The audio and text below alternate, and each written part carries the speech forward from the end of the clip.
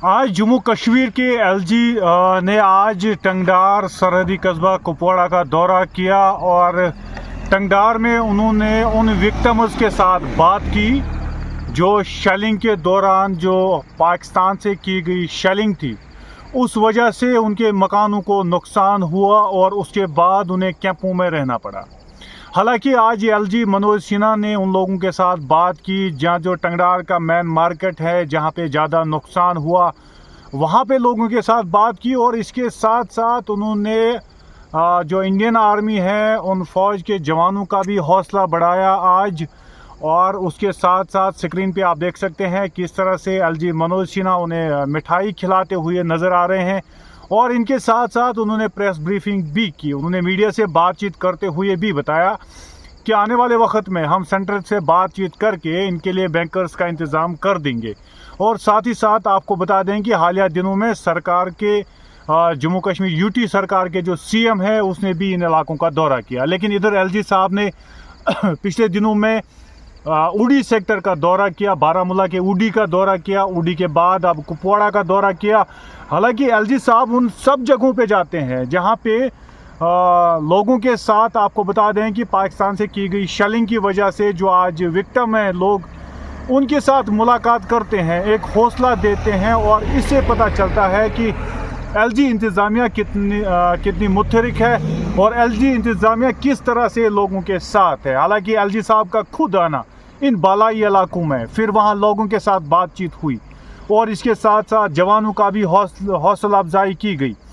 और आपके स्क्रीन पर आप सुनिएगा सबसे पहले एलजी साहब जब टंगडार में आते हैं तो एलजी साहब से जब मीडिया ने बात करना शुरू कर दिया तो मीडिया के साथ उनका इंटरेक्शन हुआ और मीडिया के साथ बात करते हुए एलजी साहब क्या कुछ कह रहे हैं। यहाँ एडवर्सरी के द्वारा जो सेलिंग हुई है उससे काफ़ी लोगों के घर और कमर्शियल प्रॉपर्टी डैमेज हुई है।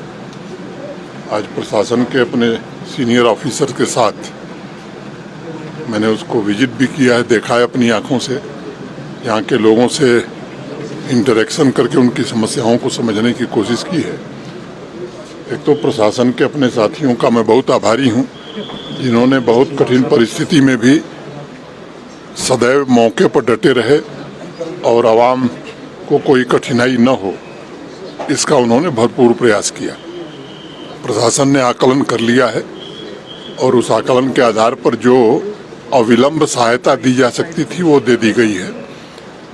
कुछ जो लोग बचे हैं उन्हें आज रिलीज कर दिया जाएगा, लेकिन ये सहायता मुझे लगता है कि पर्याप्त नहीं है। जो क्षति हुई है उसका एक comprehensive plan divisional commissioner Kashmir और सीनियर ऑफिसर मिलकर बनाएंगे। उस आधार पर भारत सरकार से अनुरोध करके लोगों को पूरी तरह से रिहेबिलिटेट किया जाएगा। आपने सुना एलजी मनोज सिन्हा को, वो मीडिया के साथ बात करते हुए क्या कुछ कहते हुए नजर आ रहे थे और लोग कहते हैं बड़ा अच्छा सेटअप है, बड़े खुश हो गए जब एलजी साहब खुद यहाँ पे आए। एलजी साहब ने खुद देखा हमारे मकानों की क्या हालत हुई है, दुकानों की क्या हालत हुई है, पाकिस्तान से की गई शेलिंग की वजह से कितने लोगों के घर उजड़ गए, कितने लोगों को नुकसान हुआ, ये सब एलजी साहब ने खुद देखा है। और हम प्राउड फील करते हैं कि हमारे जम्मू कश्मीर में ऐसा एलजी है जो खुद इन इलाकों में जाते हैं, खुद इन लोगों के साथ बातचीत करते हुए नजर आ रहे हैं। कैमरा पर्सन शाहिद को दीजिए इजाजत। खुदा।